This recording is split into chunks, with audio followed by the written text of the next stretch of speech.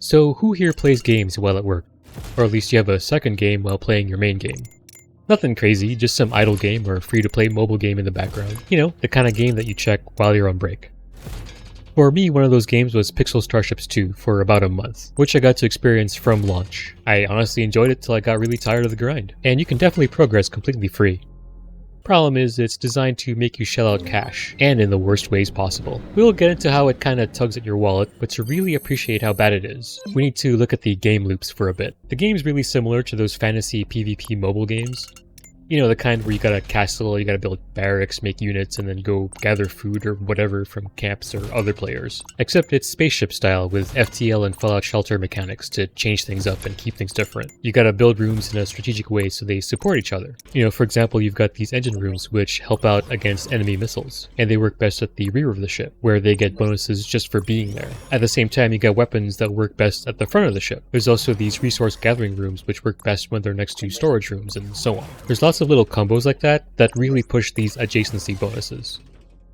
Then there's crew, of course, which you can only have so many of at any given time. Having the right crew serving the right room gives serious bonuses that really come through in a fight. For example, I've got John Jesus here manning the engines, because I imagine that's who the rest of the crew pray to, at least while they're getting shot at. But mainly because he's a really good engineer, and he gives the room a sizable bonus just by being there. And then all these things got levels. You know, rooms typically get upgrades from levels, you know, like more defense or capacity or shields. Leveling crew gives stat points every so often, and more importantly, they give research and training points, which we need to upgrade systems and train crew. And of course, every level costs increasing amounts of both time and currency. Certain rooms now take multiple hours to upgrade, some entire days.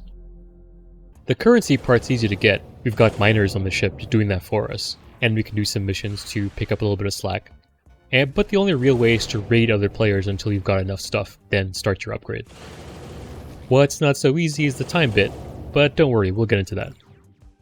There's an AI aspect that helps you automate how your crew and the rooms interact. You know, it's where you program lines of behavior into stuff, and you can do some pretty clever things with it. Now, for the most part, it doesn't really matter, because a lot of the times the fights are one-sided, especially when you're just grinding for currency. But if you're the type that likes to chase good fights, then the AI is awesome. It's this metagame that oddly enough promotes programmatic strategy, and there's a lot of satisfaction from not having to tell your crew what to do during a fight. It's like putting things on autopilot and watching it all work perfectly. And honestly, the fun of the game is optimizing. It's all about figuring out a great build, testing, and then iterating on it. So those of us who enjoy doing that is going to be drawn to this kind of gameplay. You know, people who are naturally competitive, whether it's just with themselves or with other people.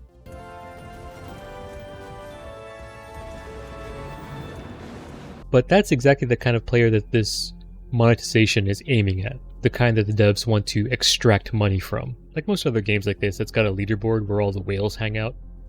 And look, more power to them if they're happy or whatever. If they want to get preyed on, look, we don't kink shame here. But more seriously, we can't ignore that at least some of these people are victims here. Earlier, I mentioned that it takes time for things to build. Well, that goes for the ship too. That also goes up by levels and costs increasing amounts of money and time. You know, last time it took 350 million crystals and 5 whole days to finish. Now it's taking about 500 million in 7 days. This is not a coincidence.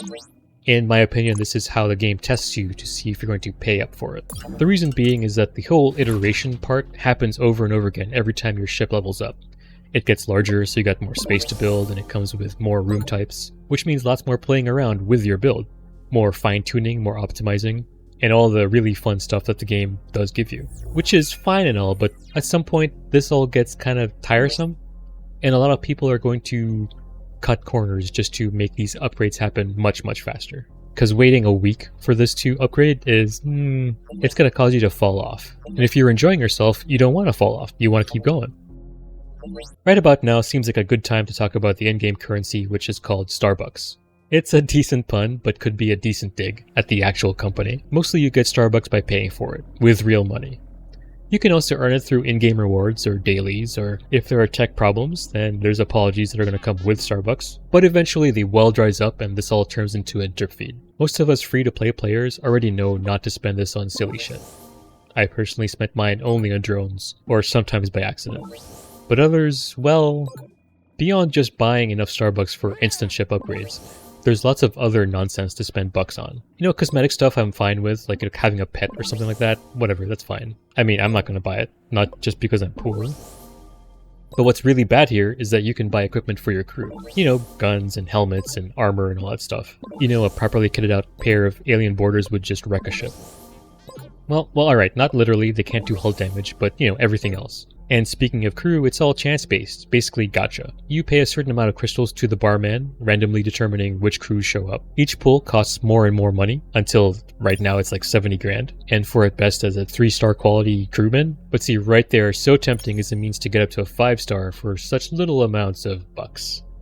Well, that'll start increasing too, I'm sure. And so the whole part about the optimizing kind of mindset comes into play here, because of how much a significant increase in stats a 5-star crew gives.